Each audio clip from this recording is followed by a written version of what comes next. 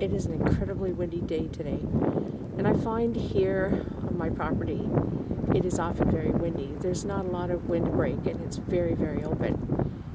And I have not learned the lesson of making sure the doors are secured.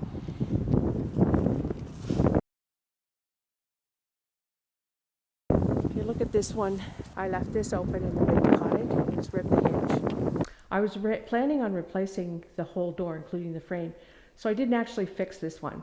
I just covered it with plywood on the inside. I'll replace it in the spring. The right-hand door here, I left that open one day and let the wind catch it, and it ripped the bottom off. And I had to find a way to put that bottom piece of wood back on. You can see there's a separate piece down at the bottom, and that got ripped off.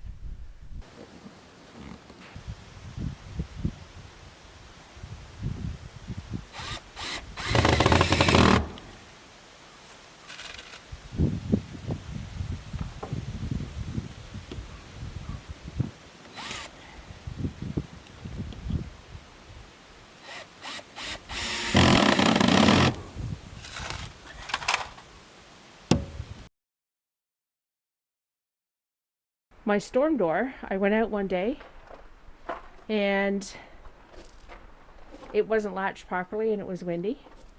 You can see that we're missing one of the hinges.